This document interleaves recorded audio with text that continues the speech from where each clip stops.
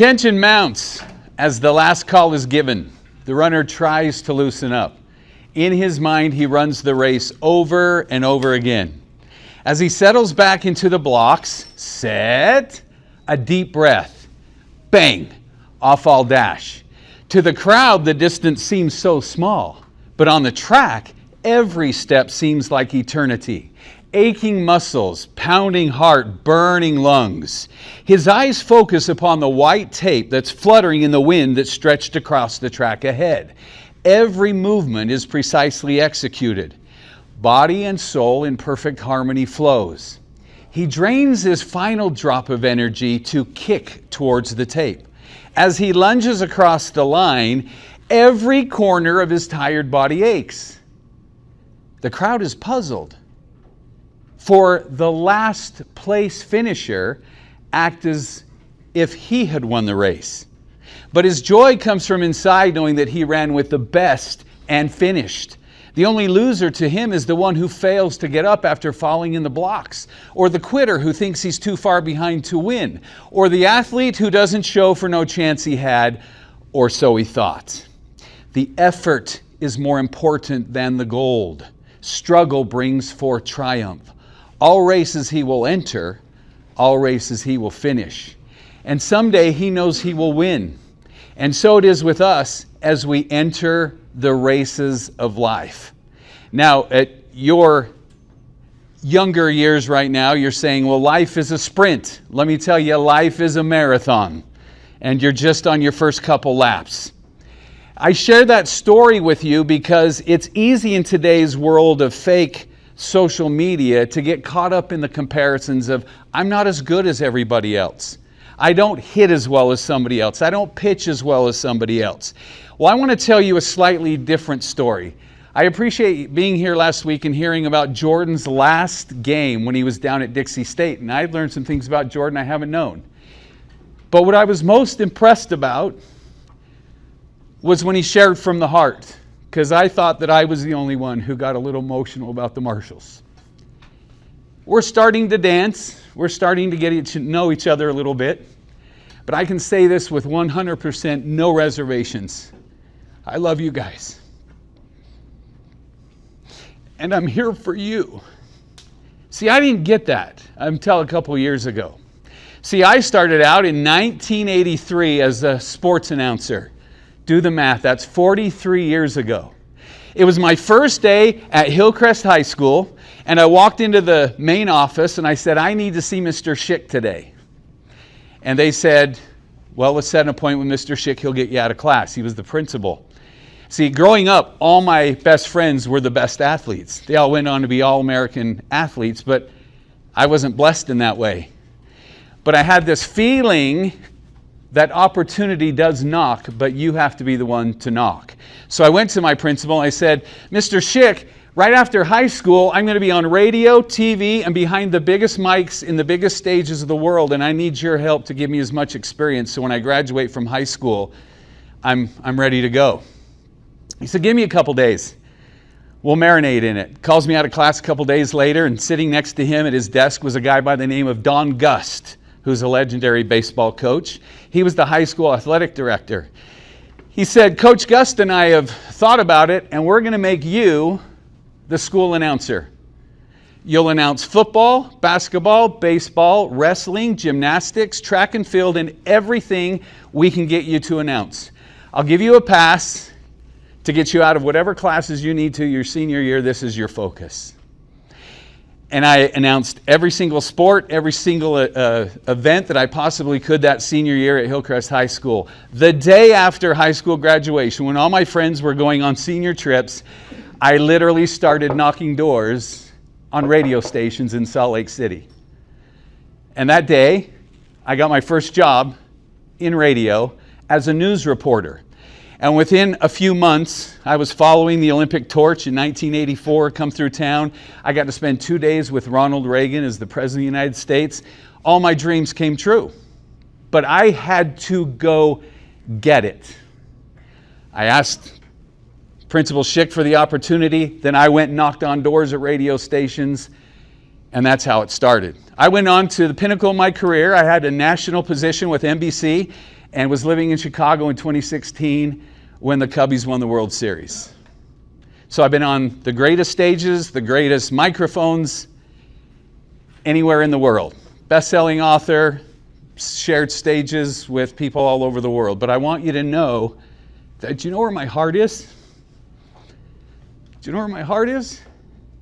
Hopefully you've been able to feel it a little bit, because it's at Gates Field, and it's at Miller Park, and it's at America First Ballpark at the U. When Jordan and Chad had me start announcing a couple years, I kind of got it that we were here for baseball. But a couple of summers ago, a player just like you was sitting in his car out there at Kearns High. Everyone had left. I was still there. I had one of the most incredible experiences with that player, and it had nothing to do with baseball. It had to do with life. So I think you're learning that being a marshal is about baseball, but it's everything else. It's about being on time, being respectful, all those things that will see you be successful in life. So I've had the greatest successes. I've lived the most blessed and beautiful life. But I want you to know, in the summer of 2009, I went through a dark night of the soul. And I had an adverse reaction to some medications. Make a long story short, I shouldn't be here. I was suffering from such anxieties that I didn't know there was a way out. And I was alone, afraid, and hopeless. So that's why I'm giving you all a coin today. And there's one for you to take. There's one for you to keep that I unwrapped. And then on your way out, I want you to take one that's wrapped. Turn it over with me. And on the back it says, when times are tough and you don't know what to do, here is a hug from me to you. Okay, that doesn't seem very masculine for me to get up here and say that. So this is a pocket hug. You get to keep this in your pocket. Okay? But I want you to know that back in the summer of 2009, when I was all alone, afraid, and hopeless, I had kids, I was married, I had everything, but I had lost it. There will come a time in your life where you'll doubt, you might be a little bit afraid, you might be anxious, depressed. It really came true for me in August of 2014 when I was heading to a speaking engagement in Denver, Colorado, down the E470, and I turned on the news, and the headline said Robin Williams had just passed away in his home in California. And I pulled over and I cried, because as a young entertainer when I was a kid, he was a big mentor and hero in my life. And to think that the man who saw the most happiness in the world died alone, afraid, and hopeless broke my heart. And so I said, I won't let anyone pass away afraid, hopeless, or alone. So this is a simple hug from me to you. And on the other side it says, promise to live. You may not need this today, but I've given these coins out all over the world, and they make a difference. You know that if you make a commitment to someone else, that when life gets tough, you promise to stick around,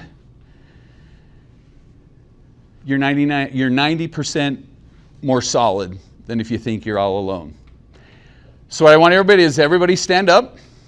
Everybody stand up right where you're at. Turn to your left or turn to your right. And I want you just to turn to your brother here in the marshals and say, I promise to live no matter what life throws at me.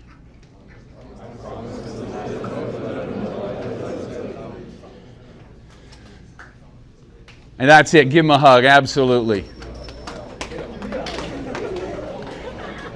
I just want you to know that you are not alone. That in the aggregate, we win more than we lose. But the game of life is so much like baseball. There's days we strike out. There's days we crush it. I want you just to stay the course and know that I love you. I care about you. It is about baseball. But many of you have already reached out and shared some experiences you've had with your parents and with first pitches and things. That's why we're here, is to make this special. I'm grateful to Jordan and Chad because they don't need to have an announcer. They don't need me to play the organ and sound effects and music and all that. But they want to make it a first-class experience for you. Does it make a difference? Some of you commented that the first week. Wow, this is just different. And I want you to know they've thought of everything.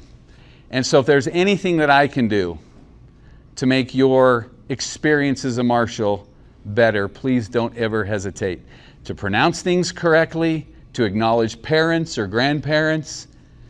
I'm here for you. And I say this with no reservations. I love you, I care about you, and I'm here for you. Now I'm going to challenge all of you to go out and be great marshals and also great Americans. On the heels of what just happened on the 4th of July, we look to Washington, D.C. to solve all of our social ills. But I want you to know that if we want a great America, that starts with you. Ask yourself this question. What kind of America would America be if everyone in it was just like me, but you? What kind of city would your city be if everyone in it were just like you? What kind of family would every family be if everyone in it were just like you? What kind of team will my team be if everyone in it's just like me? Take responsibility to be the best that you can be. Raise your standard and be a better teammate when you're not playing, and be a better citizen all the way around. We need you. So I'll leave you with this verse by Edgar Guest. He said it this way: I'd rather see a sermon than hear one any day. I'd rather one should walk with me than merely show the way. The eye's a better pupil and more willing than the ear. Fine counsel is confusing, but example is always clear. And the best of all the teachers are men who live their creeds, for to see good in action is what everybody needs. I soon can learn to do it if you'll let me see it done. I can watch your hands in action, but your tongue too fast may run. And the lectures you deliver may be very wise and true, but I'd rather learn my lessons by observing what you do. I'd rather see a sermon than hear one any day. Men, you are a light in the lives of so many people. Never, ever discount that. Stay your course and be the very best at whatever you do so that you can fulfill the missions for which you were created. God bless you and thank you.